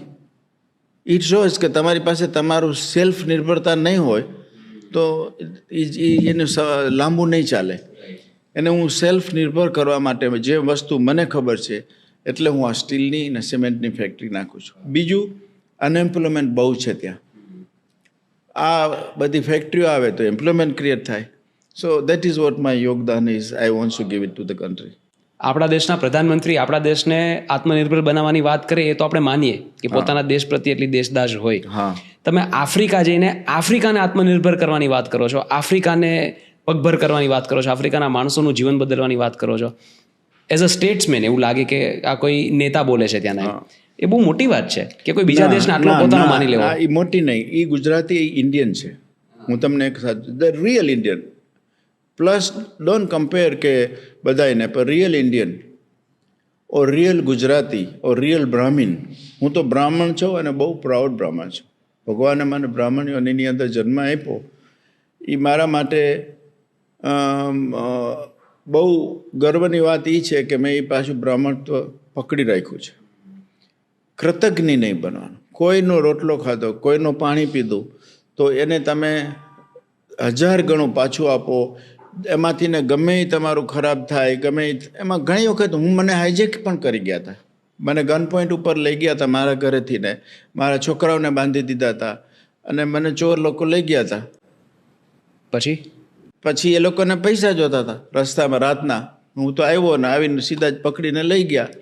તો રસ્તામાં મને લઈ ગયા અને બંદૂક મશીન ગન ને 5 જણા આગળ ને 2 જણા પાછળ ને વોટેવર જે હતા એ મને તો કંઈક બહુ ખબર નહોતી. આંખે પાટા બાંધીને લઈ જાય. તોય મેં તો ચાલુ રાખ્યું. મેં કીધું બધું બરાબર, પણ તમે લોકો આ કરો છો આ બરાબર નથી. મારા માટે નહીં, પૈસાથી તમને આજે પૈસા મળશે તો કાલે વયા જશે, પણ આ તમારી ફેમિલીને તમે શું કરશો? કાલે ઉડી જશો તો તમારી ફેમિલીને કોણ ધ્યાન રાખશે? એ લોકો મને અડધી કલાક ડ્રાઈવ કરી. મેં એ લોકોને બ્રહ્મ જ્ઞાન આપ્યું. એ લોકોને બ્રહ્મ જ્ઞાન આપ્યું અને સાચું જ્ઞાન આપ્યું. એવું નથી કે હું તમને કહેવા માંગુ છું, પણ ધીસ ઇઝ ધ સાંભળ્યું માન્ય એ લોકો. અને પછી એ લોકોએ આંખની પટ્ટી ખોલી તો મેં કીધું જો અહીંયા આગળ પોલીસ સ્ટેશન છે અને આ ગાડી મને જ ચલાવવાની હતી. પછી તે એ લોકોએ મને બેસાડ્યો. અચ્છા. કારણ કે પછી એ લોકો પાછળ બેઠા, બાજુમાં બીજા ને કે તું ચલાવ. મેં કીધું આ પોલીસ સ્ટેશન છે, જો અહીં લખ્યું છે. હું આ ગાડીને અંદર લઈ શકું છું, હું લઈશ નહીં. હું તમારી સાથે જ છું, ડોન્ટ વરી. તમે મારી હારે રહ્યો. મને શું જ કામ છે કે આ વસ્તુ. તો એક જણો કે આ તો ગુરુ છે અને ત્યાં મેં કામ કર્યું છે એની ફેક્ટરીમાં એક. અચ્છા. મેં કીધું ના હું ત્યાં કામ કરું છું. આ તો એક ના ના તો વધારે પૈસા માગે. રાઈટ. તો પછી આગળ જઈને મને એ લોકોએ મૂકી દીધો કે આ માણસ સારો છે. અને હું પછી ઘરે મને લેવા આવ્યા ને હું પછી ઘરે ગયો. રાતના 1:30 વાગે ઘરે પહોંચ્યો. એને પણ આવું જીવનમાં થઈ જાય તો તાત્કાલિક એવો વિચાર આવે ને કે ફટાફટ ઇન્ડિયા પાછા જતા ના, જરાય નહીં. બ્રાહ્મણ છું હું, અગેન આવી છે. આપણું આયુષ્ય શ્વાસમાં લખ્યું છે. પ્રાણ અપાન. આપણે શ્વાસ લઈએ છીએ ને, પ્રાણ પછી બારે કાઢે અને અપાન કે એ ગણેલા છે. જે દિવસે એ ગણતર પૂરું થઈ ગયું તે દિવસે જ જશે. મારી કોઈની તાકાત નથી કોઈ તને મને મારી શકે, પણ એનું નિમિત્ત બની શકે છે. એક્સિડન્ટ થાય, કોઈ મારી નાખે, કોઈ, પણ એ ત્યાં સુધી તમારે રહેવું જ પડશે. કારણ કે જે તમે આપો. Let me tell you one more thing. હું બધાને કહું, તમે પ્રોમિસીસ આપો, કોઈને ઉલ્લુ બનાવો, કોઈને તમે ચીટ કરો, કોઈને તમે દગો દો, કોઈને આ બધું જે કાંઈ કરો છો એ એમ માનજો કે તમે લોન આપી છે. All will come back to you with interest. You will have to pay it. તમારે પે કરવું પડશે. આ વસ્તુ મેં રાખી. મારી જિંદગીમાં સત્ય નથી બોલ્યો. ગાંધીજી અહીંયાથી ને નાયરોબી ગયા હતા અને સાઉથ આફ્રિકા ગયા હતા, અને સાઉથ આફ્રિકાને આઝાદ કરાવવા હતા. એ ગુજરાતી હતો, ઇન્ડિયન હતો. એને ત્યાં આઝાદ શું કામ કરાવવું હતું? એને કરાવવું હતું કારણ કે આપણા લોહીમાં છે, આપણા સંસ્કાર છે, આપણા સંસ્કાર છે. રાઈટ. આઈ થિંક મેં હજી જાળવી રાખ્યા છે, એટલે મને ત્યાં પ્રેમ છે. વાહ ભાઈ વાહ, અદ્ભુત. Very well said and very inspiring. તમે નસીબમાં માનો છો? નસીબ કરતાં હું કર્મમાં વધારે માનું. હું પોતે જ્યોતિષ છું. હું જ્યોતિષ કરતો, મંદિરમાં હતો ત્યારે જન્મકુંડલી બનાવતો, બધું કરું છું. પણ છતાંય માણસોને મારી એક જ સલાહ હું આપું કે કર્મ ઉપર ધ્યાન આપો. કર્મની બંદીની મનુષ્ય લોક કે જો તમે કર્મને તમે આધીન છો, કર્મમાં ધ્યાન રાખશો, કર્મ કરશો તો જ તમને ફળ મળશે. બાકી તમારા નસીબ તમારી પાસે નહીં આવીને કે હવે તું ઉઠ અને હું તને સક્સેસ આપું છું. સક્સેસ માટે તમારે જવું જ પડે. અને that is what I go. અને I work every day, every single day. Holiday એટલે મને ખબર નથી મારી જિંદગીમાં, કારણ કે every day is a holiday. હોલિડેનો મતલબ છે ભગવાનનો દિવસ, પ્રે કરવાનો. કોણ કરે છે? બધા ફરવા જાય છે, બરાબર ને? તો there is nothing like holiday. Holiday is every day. I don't believe કે તમે મંદિરમાં જઈ કે ચર્ચમાં જઈને કે મોસ્કમાં જઈને તમે પ્રે કરો. You can pray anywhere, anything, any time. You be a good person. જે કંઈ હ્યુમન બિંગ છે, માણસો છે, એને તમે તમારા જેવા જ માનો અને તમે એની સેવા કરો, તમે એનું સાચું કરો તો એ મને ફળ મળ્યા છે અને મળે છે. રાઈટ. તમે આટલા બધા મોટા માણસોની સાથે બેસો ઉઠો છો. આમાં આફ્રિકાના પ્રેસિડેન્ટ્સ પણ આવી ગયા, ઘણા બધા કન્ટ્રીઝના. આપણા ભારતના પ્રધાનમંત્રી શ્રી આવી ગયા, ભારતના બિલિયનર્સ મુકેશભાઈ, એ બધા તમારા મિત્રો છે. જ્યારે આવી મોટી હસ્તીઓ સાથે મિત્રતા રાખવાની હોય ત્યારે એવું શું હોય કે જેનાથી આ મિત્રતા ટકી રહે? એમને શું આપણી પાસેથી જોતું હોય અને આપણે એમની પાસેથી શું જોઈતું હોય? અને આ સંબંધ કેવો હોય? આ જે મિત્રતા મોટા લોકોની છે એમાં શું મેટર કરે છે? મિત્રતા નાના અને મોટા સાથે હોવી, જ્યારે થોડાક તમે એ લેવલમાં આવી જાઓ, જે એ સાઇઝમાં, કે ધ કન્ટ્રીનો પ્રેસિડન્ટ હોય, કન્ટ્રીના પ્રાઇમ મિનિસ્ટર હોય, કે કન્ટ્રીનો તમારો અહીંના ઉદ્યોગપતિ હોય, કે મુકેશભાઈ હોય, કે અનંત હોય, કે વેલ નોન બિઝનેસમેન હોય. હું તો હજી મને તો મારા પૂજારી જ માનું છું, એટલે હું બહુ મોટો નથી. પણ હું એમ માનું કે દરેક મોટા મનુષ્યને એ સમયે સત્યની જરૂર છે. સાચું કહેવાનું અને જે છે એ પ્રમાણે રહેવાનું. કોઈને મળવા જાઓ, હું તમને મારે અહીંયા આવવાનું હતું આ ઇન્ટરવ્યૂ માટે, તો મને મનીષભાઈએ કીધું કે તમે શૂટ ને ઓલું પહેરી લો. મેં કીધું ભાઈ હું જેમ છું એમ છું, મારે જો કેવું છે કાંઈ તો એ કોઈકના સારા માટે કે કોઈનું કંઈક સારું થાય. કોઈક કાલે કંઈક હિંમત કરી અને એનું સક્સેસ થઈ જાય, એક જ જણાનો ઇનફ છે, મોર દેન ઇનફ. કારણ કે અમે ત્યાં એક દિવસ માટે આવ્યા છે અને તમે કીધું કે આટલા માણસો તમારો બ્રોડકાસ્ટ જોવે છે અને તમારો એક જ ધ્યેય છે કે એક જણાની લાઈફ બદલી જાય. That is what my aim is. અને એટલા જ માટે મને થયું કે હું મસ્ટ ગો એન્ડ ટેલ કે તમારી પાસે કાંઈ પણ ન હોય, તમે બધું હાંસલ કરી શકશો. ખાલી તમારી પાસે તમારી હિંમત અને તમારી હિંમત, હોશિયારી જે કાંઈ તમારી પાસે હોય એ નોટ નેસેસરી કે તમે ગ્રેજ્યુએટ હોવા જો, નોટ નેસેસરી કે તમે પ્રોફેશનલ જન્મેલા હોવા જો, તો પણ તમે બધું હાંસલ કરી શકો જો તમારી પાસે સત્ય હોય, હિંમત હોય અને કરવાની ભાવના હોય, અને જે તમે એ જ કરવું હોય તો. બાકી જલસા કરવા હોય તો નહીં થાય. આજે મારે કામ ન કરવું હોય તો હું ડિસાઈડ કરી શકું છું કે નથી કરવું. તમે માનતા હો કે કોઈ પણ મોટા ઉદ્યોગપતિ કે પૈસાવાળા હોય કે ધનાઢ્ય માણસો હોય ઇન્ડિયામાં કે વર્લ્ડમાં, એ લોકોની લાઈફ બહુ સારી છે? ના, બહુ સારી છે, પણ they all like to live simple. કારણ કે simple living is always gives you motivation to work.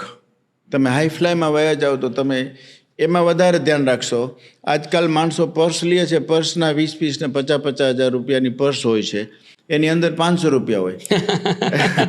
પણ એ પર્સ લઈને એનું હવે ખુરશી મેં જોયું, અમુક રેસ્ટોરન્ટમાં જાય તો એના માટે એ ખુરશી રાખે, એના ઉપર પછી પર્સ મૂકવાનો.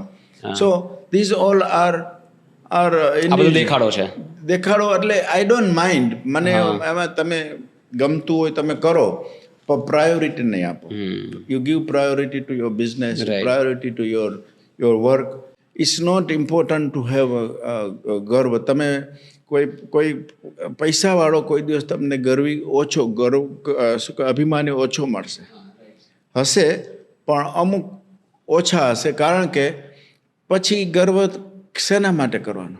તમારા પૈસા તમારી પાસે, મારા પૈસા એ કંઈ તમને આપી નથી દેવાના. સો અને સ્વાભિમાન, મને બહુ સ્વાભિમાન પહેલેથી છે અને આઈ એમ સ્ટીલ સ્વાભિમાની. કે મને કોઈ કહે કે હું તારાથી ગ્રેટ છું, તો ભાઈ તમારા ઘરે, હું મારા ઘરે હું જે છું એ. તો that is vote kept me on the ground. Right. એટલે જે મોટા લોકો છે, જ્યારે એ સર્કલમાં તમે હોવ, જ્યારે પ્રેસિડેન્ટ્સની સાથે બેસવા ઉઠવાનું હોય, તો એમાં તમારું એવું કેવું છે કે સાદગી જ ત્યાં કામ કરે છે, ત્યાં એટલું બધું કોમ્પ્લિકેટેડ નથી હોતા એ રિલેશન્સ? બહુ જ સિમ્પલ. મને અમારા પ્રેસિડન્ટ છે કે બીજા ઘણા કન્ટ્રીઝના પ્રેસિડન્ટ મારા મિત્ર છે અને ઘણા સારા મિત્ર છે. એવું નથી, મિત્ર છે, બહુ મારા નજીકના મિત્ર, અને પાસ્ટ પ્રેસિડન્ટ પણ મિત્ર છે, ઇન્ક્લુડિંગ ધ મોદી સાહેબ. એમના માટે મારે તૈયાર થઈને જ આવવાનું ના હોય. કારણ કે તો મિત્ર તો તમે આઈ ડોન્ટ નો વ્યાખ્યા મિત્રની કંઈ, એની પાસે તમે જઈને you don't have two put on a show. there is no એને શું બતાડવાનું? એ તો હેડ ઓફ સ્ટેટ છે, કન્ટ્રીનો સૌથી પાવરફુલ માણસ છે, અને મારે એની પાસે, અને હું એ લોકોને કહું મારે તમારી પાસે કાંઈ જોતું નથી અને તમારે મારી પાસે કાંઈ નથી જોતું. આપણે વાતું કરી, આ કરો તો સારું થાય, હું મને કે આ કરો સારું થાય. કારણ શું છે કે it is important to have as simple as, અને જે તમે છો એ જ રહ્યો. બદલાવાનું શેના માટે?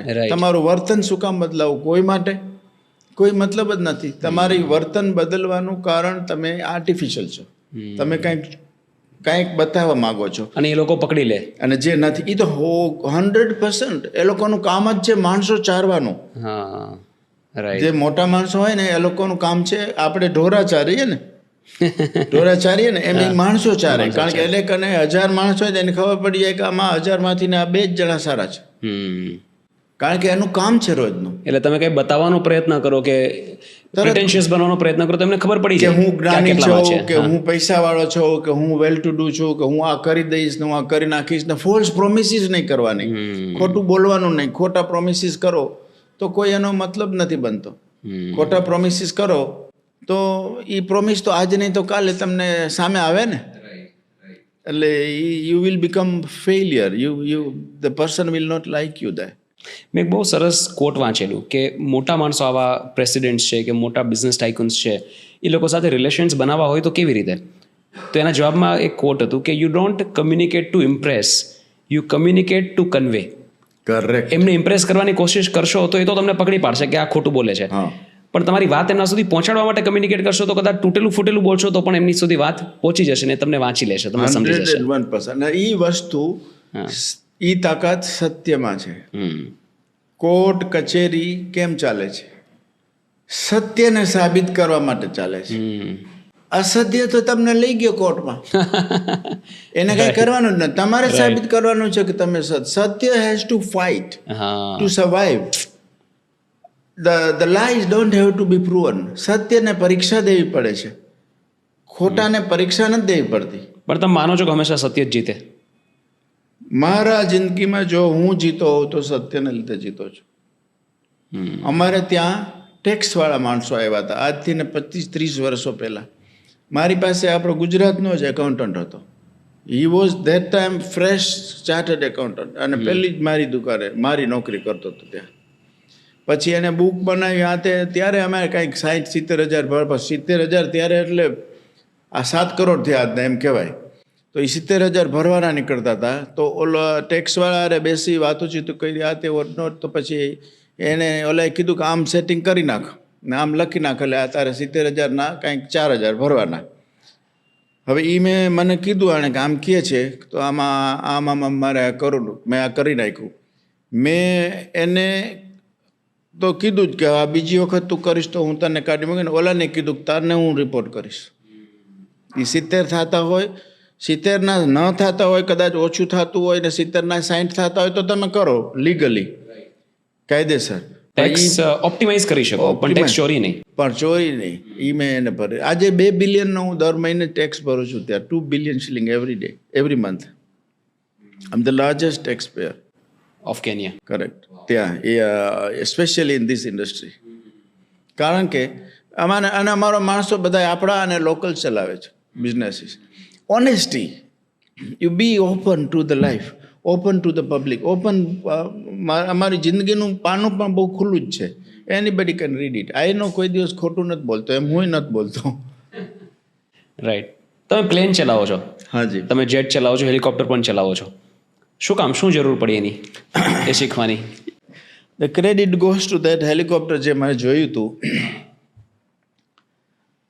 એ હેલિકોપ્ટરનું મને ડ્રીમ હતું. પછી થોડાક જ્યારે નૈરોબીમાં કામ ચાલુ કર્યું ને પછી અમે 1 કરી ફેક્ટરી, 2 કરી, 3 કરી. પછી મારું ડ્રીમ હતું. હું કોઈ દિવસ હેલિકોપ્ટરમાં બેઠો નહોતો. એક દિવસ હું ગાડી ચલાવતો હતો, ફેક્ટરીએથી આવતો હતો અને મને પોલીસે પકડ્યો. કારણ કે ઓવર સ્પીડિંગ હતું. ઓવર સ્પીડિંગના ત્યાં 1000 શિલિંગ ફાઇન હતું ત્યારે. આઈ એમ ટોકિંગ અબાઉટ 15 વર્ષ પહેલાં. 1000 શિલિંગ વોઝ ટુ મચ, પણ મને ટાઈમ વોઝ મોર ઇમ્પોર્ટન્ટ, એટલે હું જલ્દી ચલાવતો હતો. એના અમે અબાઉટ 1-1.5 કલાક એની સાથે માથાકૂટ કરી. તો એ પછી ન માન્યો એટલે એનું ફાઇન ભરીને હું નીકળી ગયો. તે દિવસથી મેં ડિસાઈડ કર્યું કે સારું આ ગાડી ચલાવવામાં આમાં મને 1.5 કલાક બગડી અને આ બધી મગજમારી થાય તો કરું શું કે જે આ પ્રોબ્લેમ ના થાય. મને પ્રોબ્લેમ આવે ને એમાં હું પ્રોબ્લેમને હું પોઝિટિવ લઉં કે એમાં શું હું કરું કે આ પ્રોબ્લેમ ના આવે. પછી મેં વિચાર્યું કે એક જ છે કે આ રોડ બંધ કરી દો, હેલિકોપ્ટર લઈ લો. અને આ સાચી વાત છે. પછી મેં ત્યારે જ હેલિકોપ્ટર અમે એને ઓર્ડર કરતા તો 4-6 મહિના લાગે, પણ ઓર્ડર આવ્યું. પછી પાયલોટ ચલાવતો અને પછી મને તો ઈચ્છા હતી જ કારણ કે ક્યારેક પાયલોટ કહે કે હવે હું હમણાં આવું છું, મોડો થઈ ગયો, આ તે, ત્યારે એ નહોતો પડે એમ. મારે કાલે નીકળવાનું હોય, ક્યારેક એમ થાય સાંજના નીકળી જાય, તો એ કહેશે હું તો કાલે આવવાનો છું, કાં હું અહીંયા ગયો છું, હોટલમાં છું. પછી હું શીખી ગયો. અને ઉપર તો કોઈ પોલીસ પકડે નહીં સ્પીડ માટે. એટલે પછી દે ધનાધન. This is so inspiring. ક્યાં સુરેન્દ્રનગરના નાનકડા ગામમાં યસ, મોટું થવું અને એક પૂજારી તરીકે કેનિયા જવું ને ત્યાંથી આટલી મોટી ઇન્ડસ્ટ્રીઝની સ્થાપના કરીને પછી પોતાની ફેક્ટરીમાં પોતે જાતે ઘરેથી હેલિકોપ્ટરમાં જવું. કરેક્ટ. આ કેટલી અદ્ભુત સ્ટોરી છે. હું બોલું છું તો મને ગુઝબમ્સ આવે છે. એનો આમાં શું છે કે એવું છે કે મેં પોતે અનુભવ કર્યું છે, એટલે હું એ વસ્તુ કહી શકું હકથી ને, અને હું તમને સંભળાવી શકું કે હું અહીંયા સુરેન્દ્રનગરમાં માનવ મંદિરમાં ભૂખ્યો સૂતો છું. એ કેન્યામાં હું ભૂખ્યો સૂતો છું, ખાવાનું નહોતું મળતું. મને એની પેન ખબર છે કે પેટમાં ન હોય તો એને દુઃખ કેટલું થાય. આજે કેન્યાની અંદર 60% people sleeps without second meal. એ ભૂખ એ લોકોની મને એનું પેઇન મને ખબર છે. આજે એટલા માટે અમે 15,000 છોકરાઓને 20 વર્ષથી ને દરરોજ જમાડીએ છીએ. એવરી ડે અમે ફૂડ આપીએ સ્કૂલમાં. શું કામ? કે મને એ દુઃખ ખબર છે. એ લોકોને ક્લાસરૂમ બનાવી દઉં, ટીચર્સ આપું સ્કૂલમાં, એ લોકોની સેલરીઝ આપીએ આપણે, એ લોકોને હાયર એજ્યુકેશનની બધાની ફીઝ આપીએ અપ ટુ યુનિવર્સિટી અમે આપીએ છીએ. કારણ કે હું સ્કૂલમાં પૈસા માટે સફર થયો હતો, સ્કૂલ ફીઝ માટે. મારી પાસે કોઈ દિવસ ટેક્સ્ટ બુક મારી હતી જ નહીં, લીધી જ નથી. મારા છોકરાઓ પૂછે કે તમારી ટેક્સ્ટ બુક કાંઈ હોય તો અમને આપો, યાદગીરી માટે. મેં તો મારી હતી જ નહીં, કોકની લઈને વાંચતો. પૈસા હોવા જોઈએ ને. એ મને જોઈ છે કે બીજાને ન દુઃખ થાય. આ વસ્તુ હું કરું છું. આ પૂછે ને એનાથી 1000 ગણું ભગવાન આપે છે. એ દિવસો ક્યારે યાદ કરો એક્ટિવલી કે યાદ આવે? દરરોજ યાદ આવે. દરરોજ યાદ આવે એટલે હું એક્ટિવ રહું. એ જ મારું મોટિવેશન છે કે આ વસ્તુ કોઈને બીજાને ન થવી જોઈએ. અને that is what is given, God has given me, કે ના તમે કરો સો દેટ તમે એનાથી ને બીજાને હેલ્પફુલ થાય. 50% of my income goes to charity. શું કામ? કે મારા છોકરાઓને તો એ લોકો એજ્યુકેશન શું કામ આપો છો? They should do themselves. એ લોકો એનું કામ કરશે, એ લોકો એનું કામ કરશે, એ લોકો એનું કમાશે, અમે અમારું કમાશે. અને પરિવારને કોઈ વાંધો નથી આ વાતથી? પરિવારે એ લોકો જ કરે. અચ્છા. હા, હું તો કરું જ, એ લોકો કરે. વાહ. અને આજે મારા છોકરાઓએ કોઈ દિવસ ફેશનનું વાળું ના તે બધું કરે એની રીતે જે કરવું હોય, પણ લિમિટમાં. પણ દાન પુણ્ય કરવામાં અમે પાછા ના પડીએ. સાચી વાત. અને હું માનું છું દાન પુણ્ય કરવું તો કોઈને ડાયરેક્ટ કરવું. કોઈ એવું નથી કે સંસ્થામાં અને મંદિરમાં નહીં કરો, ના, હું એવું નહીં કહું. પણ જે માણસને ખાવાનું નથી એને ખાવાનું આપો. જે માણસની પાસે એજ્યુકેશનના પૈસા નથી, મેડિકલના નથી, એ આપો. એ મારું 3 મેઇન છે અને હું આજે પણ કરું છું અને હું કરતો રહીશ. અને અમારી ફેમિલી એ કરતી રહેશે. રાઈટ. સર, કોઈ પણ વ્યક્તિને સક્સેસફુલ બિઝનેસમેન થવા માટે લાઈફ પાર્ટનરનો સપોર્ટ હોવો ખૂબ જરૂરી છે. અને તમારી સ્ટોરીમાં તમારા લાઈફ પાર્ટનરનો સપોર્ટ પણ એવો જ હતો, સોલિડ, તમારી સાથે બધી જગ્યાએ બધી પરિસ્થિતિમાં ઊભા રહ્યા હતા. તો એની વાત કરીએ કે એક લાઈફ પાર્ટનરનું સપોર્ટિવ હોવું કેટલું જરૂરી છે બિઝનેસમાં સક્સેસફુલ થવા માટે? બહુ જરૂરી છે. કારણ કે તમારી વાઈફ એકચ્યુઅલી કે હસબન્ડ ઇઝ લાઈફ. વાઈફ તમે જો તમારી સપોર્ટિવ ન હોય, કે હસબન્ડ તમારો સપોર્ટિવ ન હોય in the business, you can't survive. I always tell to my people કે યુ કેન ફાઇટ. હું આખી દુનિયા સાથે ઝઘડો કરી શકું, દુનિયાની સાથે હું ફાઇટ કરી શકું, ઘરમાં ના કરી શકું. ઘરની અંદર હું જો ફાઇટ કરવાનું, જો ઘરમાં ફાઇટિંગ હોય તો દુનિયામાં તમે નહીં કંઈ કરી શકો. ઘરમાં બહુ શાંતિ જોઈ, બહુ સપોર્ટ જોઈ, બહુ હિંમત જોઈ. અને અમારા ખરાબ સમય તો હું કહીશ જ નહીં, એ બધા સમય સારા જ હતા, કારણ કે એનો નિવેડો સારો જ નીકળ્યો છે. પણ અમારા દરેક સમયની અંદર, દરેક સમયની અંદર મારી પત્ની ઊભી રહી છે. જ્યારે કાંઈ નહોતું ત્યારે ઊભી હતી, અને કાંઈ બધું છે ત્યારે ઊભી. અને જ્યારે કાંઈ નહોતું ત્યારે મને એને એક જ એ દર વખતે એમ જ કે પણ આપણે શું વાંધો છે, આપણે જે હશે આનથી કરી લેશું, ડોન્ટ વરી, આ બધું થઈ રહેશે, આમ થઈ જશે. તમારે એટલું જ જોઈએ, બાકી તમારે કહેવાનું હવે તમે બેસો, હવે હું કરી લઈશ. ખાલી એટલું આશ્વાસન ઇનફ હોય છે, બહાર તો આપણે લડી મોર લઈએ. દેન ઇનફ. કારણ કે તમે તમે બારે પછી સિંહની જેમ નીકળો. રાઈટ, સાચી અને વાત. એ મને એને લીધે હિંમત બહુ આવી. અને માય યશ ગોઝ ટુ ડેફિનેટલી મારી પત્નીને એનો યશ જાય છે. નોટ કે એના વખાણ કરવા માટે, કારણ કે એ અહીંયા છે જ નહીં, અને સાંભળશે તો કદાચ કહેશે કે બહુ સારું બોલ્યો. પણ એમ કે ધ ટ્રુથ ઇઝ કે she did support me, and she is still supporting me. Right, no definitely life પાર્ટનરનું સપોર્ટિવ હોવું ખાલી બિઝનેસમાં નહીં, લાઈફના કોઈ પણ તબક્કામાં કે કોઈ પણ વિષયમાં સક્સેસફુલ થવા માટે ખૂબ જરૂરી છે. બહુ જરૂરી. કારણ કે એમનું એક નાનકડું એવું આશ્વાસન તમને એટલી હિંમત આપે કે બહાર તમે લડી શકો દુનિયા સામે. કરેક્ટ. અને મારું તો એવું માનવું છે કે બહાર લડવાનું અને જીતવાનું, ઘરમાં હારી જવાનું. બસ. જો એટલું તમે કરી શકો પ્રામાણિકતાથી, તો પછી તમને ઘરમાં પારિવારિક શાંતિ કે માનસિક શાંતિમાં તમને તકલીફ ન પડે, અને બહાર પણ તમારો ગ્રોથ જ થાય. 101% બહાર ગ્રોથ થાય. અને સંતોષ રાખવાનો, ઘરની અંદર સંતોષ, શાંતિ, અને તમારું જે કાંઈ તમે ધર્મમાં માનતા હો એનું એ વાતાવરણ રાખો એનો, તો એ બધી વસ્તુનો એક સ્વભાવ છે. એ બધી વસ્તુથી તમને બહુ જ ફાયદો થાય છે, જે મારો અનુભવ છે. Right, right. મારે એવું પણ માનવું છે કે કોઈ પણ વ્યક્તિ આટલો સફળ થાય, આટલી સક્સેસ મળે, તો એમાં ક્યાંય ને ક્યાંય એની માનો હાથ હોય જ છે. કે માએ સિંચેલા સંસ્કારો, સક્સેસફુલ થયા પછી જે સમાજ સેવાની ભાવના છે, એ મને લાગે છે ત્યાંથી જ આવતી હશે. તો એના વિશે થોડી વાત કરીએ કે તમારા મધર સાથેનું બોન્ડિંગ કેવું હતું, એમની સાથેના સંસ્મરણો જો તમે શેર કરી શકો. મારું બોન્ડિંગ મારા મધર સાથે હતો અને ફાધર સાથે પણ હતો. મારા ફાધરે મને બિઝનેસ શીખડાવ્યો અને મધરે મને સિમ્પલ અને મહેનત કરતા શીખડાવ્યું.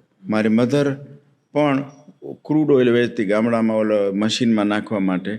તો અને એને મને શીખડાવ્યું કે કેવી રીતે બીજા ઉપર વિશ્વાસ કરવો, કેવી રીતે તમે તમારો બિઝનેસ ચલાવી શકો. એટલે એ અમે ક્રૂડના 5 લીટરના ગેલન આવે, તો ઓલું 200 લીટરનું બેરલ હોય ને, એમાંથી ને પંપથી ને એમાં ભરવાનું, અને એ 5 ભરાઈ જાય એટલે એના જે પૈસા હોય લઈને એ માણસો સવારમાં 9-8 વાગે બિઝનેસ પૂરો થઈ જાય સવારે. કારણ કે બધા ખેતરે જાય એટલે લેતા જાય. 10 આવે, 5 આવે, 4 આવે. તો ઘણી વખત મધર કદાચ કંઈક બનાવતા હોય, ચાય કે કંઈ વોટેવર ઘરમાં, તો મેં જોયું છે કોઈ આવે તો એને કે ભરી લ્યો ને તમે. તો એ હું શીખો કે વિશ્વાસ કેવી રીતે કરવો.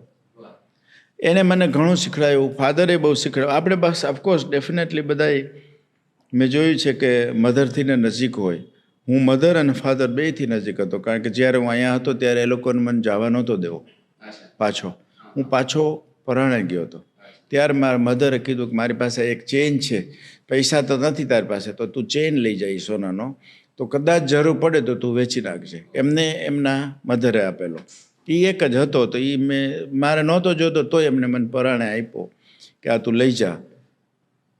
હું લઈ ગયો અને હું એ પાછો લઈ આવી, અને પછી મેં એમને જ બોલાવ્યા તમે ત્યાં, અને મેં કીધું આ તમારો ચેન હજી સાચવેલો છે.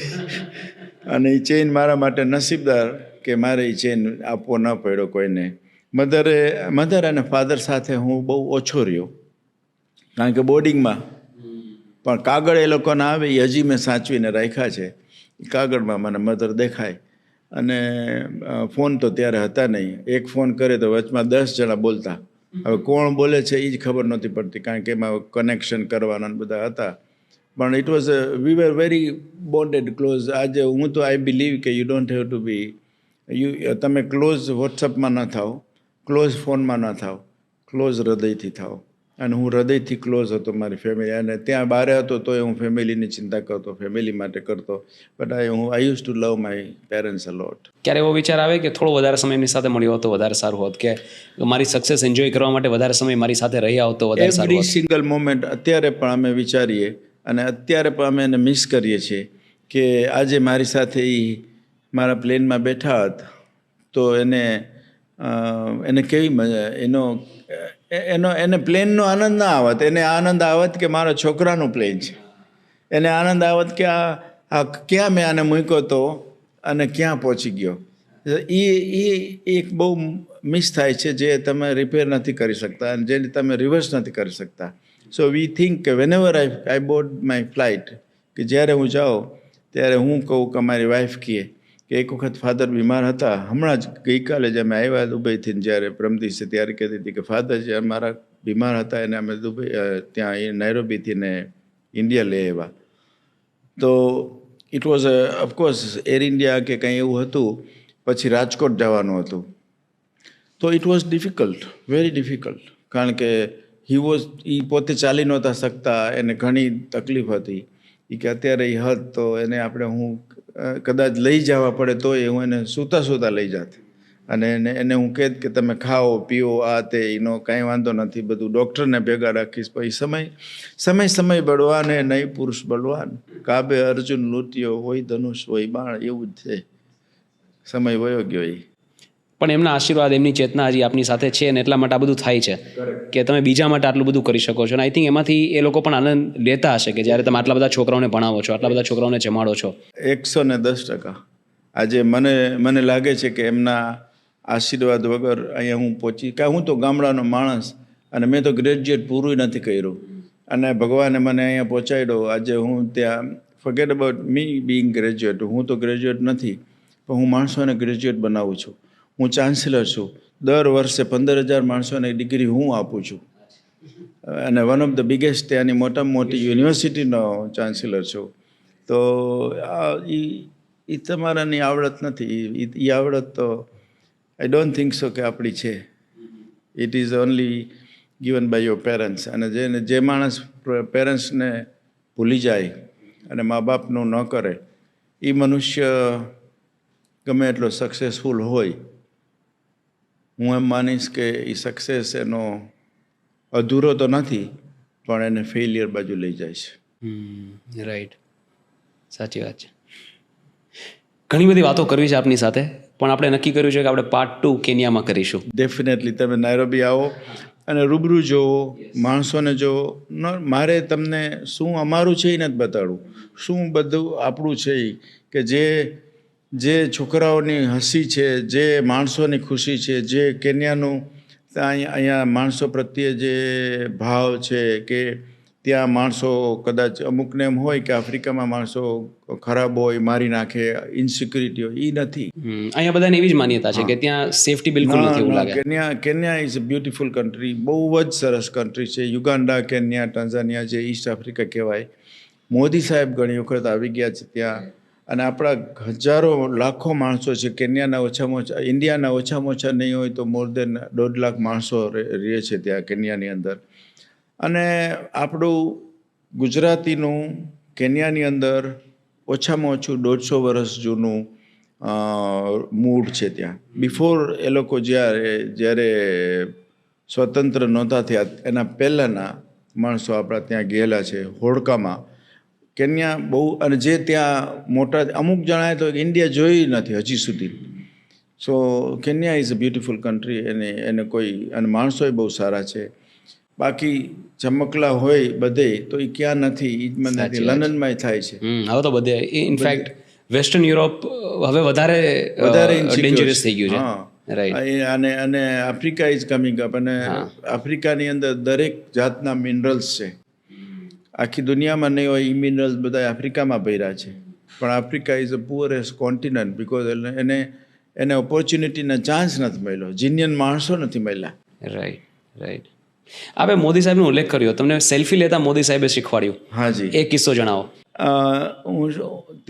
હું મને લાગે છે નાયરોબીમાં મળવા ગયો હતો કે અહીંયા ગયો હતો, ત્યારે ટેલિફોન તો હતો, અમે 2 જણા હતા. પછી કે નરેન્દ્ર ફોટો પાડ, એટલે મારું નામ એ નરેન્દ્ર. એ કે ફોટો, મેં કીધું હવે ફોટાવાળા એમને મેં કીધું ફોટો તો આપો. મારી વાઈફને કહું કે હું મળી આવ્યો, નહીં તો પછી ઘરે જઈને કે તું મળવા નથી જતો.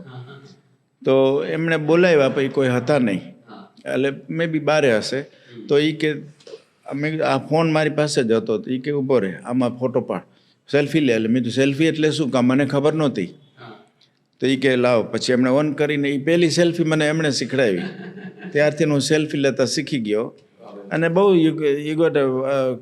India has got a very simple prime minister, very nice prime minister, very ground to earth. એને તો હું વર્ષોથી ને ઓળખું છે ને સંબંધ છે, પણ મોર દેન સંબંધ, બધાની સાથે બધાને એમ લાગે કે અમારા સંબંધ છે એમની હારે. આજે સારા લીડર મળવા એ એક નસીબ છે. સારો લીડર જે નિષ્કામ ભાવે સેવા કરવી હોય એવા લીડર નથી ક્યાંય કે ઇન્ડિયામાં મૂકી દો, ઇન્ડિયામાં પણ હું દુનિયામાં તમને એવા નહીં મળે. અત્યારે મોદી સાહેબ મારા મિત્ર છે એટલે નથી કહેતો, એ જે કર્મ કરે છે, જે માણસોનું જિંદગી બદલાવે છે, I think he is a great personality અને he has made India proud in the world. તમે તમારી ઇન્કમના 50% ડોનેટ કરી દો છો. Correct. ઘણા લોકો એવું નક્કી કરતા હોય કે રિટાયરમેન્ટ પછી મારી જેટલી સંપત્તિ હશે એમાંથી 50% હું ડોનેટ કરી દઈશ. તમે ઓલરેડી કરો છો, અત્યારે કમાતા જાઓ છો ને એમાંથી 50% ડોનેટ કરો છો. કરેક્ટ. આટલું બધું શું કામ આપી દેવાનું? એકવાર વિચાર આવે, શું છે એની પાછળનું માઇન્ડસેટ? આપવું, કારણ કે એક તો બે વસ્તુ છે. એક તો એ તમારું છે નહીં, છે એ આ બીજાનું જ છે. કારણ કે તમે વયા જાશો પછી શું કોણ કરવાનું છે, નોબડી નોઝ. અને મેં થોડોક ટાઈમ પહેલાં એક પોયમ જેવું લખ્યું હતું. રાતના 2-2 વાગે હું ઉઠીને પછી મેં કીધું, I was thinking and I do right, હું લખું છું. તો ત્યારે મેં લખ્યું હતું, मिली थी जिंदगी किसी को काम आने के लिए, मिली थी जिंदगी किसी को काम आने के लिए, पर वक्त बीत रहा है चंद कागज के टुकड़े कमाने के लिए. ना कफन में जेब है, ना कफन में जेब है, ना कब्र में अलमारी, और मौत के फरिश्ते रिश्वत भी नहीं लेते, तो पैसे का क्या करेंगे? क्या बात. So that is why we try and give it out, and more you give, more you gain. That's what I have achieved, and there is nothing else. આપણું તો છે નહીં, આપણે એનું જ એને અર્પણ કરીએ છીએ. તેરા તુજકો અર્પણ, તોય આપણે ગર્વ લઈએ છીએ. ના, બહુ સાચી. જે રીતે આપણે હમણાં અંદર વાત કરતા હતા ત્યારે તમે કહ્યું કે મારા જીવનનો જે સૌથી સર્વોચ્ચ આનંદ છે, સૌથી મોટું સેટિસ્ફેક્શન છે, કોઈને આપવામાં છે. કરેક્ટ. અને it's very very very important. I have gone through it. હું રાજકોટના ઓટલા ઉપર બેસી અને ગાંઠિયા અને મરચાં ફાધર લઈ આવતા રેકડીમાંથી ને અમે ઓટલા ઉપર બેસીને ખાતા, અને અમને ત્યાંથી ને કાઢ્યા છે. ત્યાં દુકાનવાળાએ કહે લંચ ટાઈમ દુકાન ખોલે છે, અહીંયા ખરાબ થશે, તમે બીજે જાઓ. I have seen that life. I know that I am very passionate about my donations, and I love to donate in India. In Kenya. Of course, ઇન્ડિયામાં કરીએ છીએ, but in Kenya because Kenya needs me more. Sir, thank you so much. આટલી openly તમે અમારી સાથે વાતો share કરી. ઘણું બધું શીખવા જેવું છે આપની જર્નીમાંથી. Thank you. જીવનના હરેક તબક્કામાં ઘણા બધા સંઘર્ષોનો સામનો કરીને જે સફળતા કેન્યા જેવા દેશમાં આપે મેળવી છે, કરેક્ટ, એ આ પોડકાસ્ટ જોતા દરેક દર્શક માટે ખૂબ જ પ્રોત્સાહનની વાત છે, ખૂબ જ મોટિવેટિંગ વાત છે. અને આઈ હોપ કે આપણે લોકો આમાંથી ઘણું બધું શીખી શકીએ. Thank you so much. અને હું તમને અત્યારથી જ આમંત્રણ આપું છું કે આપણે પાર્ટ 2 કરીએ. તમારા જીવનનો એક દિવસ કેવો હોય એ આપણે સાથે એક્સપ્લોર કરીને જાણીએ, અને આપણે નાયરોબીમાં કરીશું. આઈ વિલ રિયલી એપ્રિશિએટ તમે આવો અને નાયરોબીમાં મારા જીવનનો જોવો, અને તમને હું કેન્યનના જીવનનો પણ બતાડીશ. તો અહીંયાની આપણી જે માણસોને શું કહેવાય, એને ભાવના નહીં પણ એનો જે લાગણી, પ્રતિબિંબ છે કે ત્યાંના માણસો કેવા છે, શું છે, એનું સાચું હું તમને બતાવીશ. પરસેપ્શન ચેન્જ થાય લોકોની, રાઈટ, ધારણા છે ચેન્જ થાય, right. I want them to change their thinking of the mind. Sure. કે let them come out and do something in Kenya also. અને કોઈને કાંઈ મદદ જોતી હોય, કોઈને કાંઈ કામ હોય, કોઈને કાંઈ કરવું હોય, my door is always open. વાહ, thank you so much. Really appreciate. Thank you.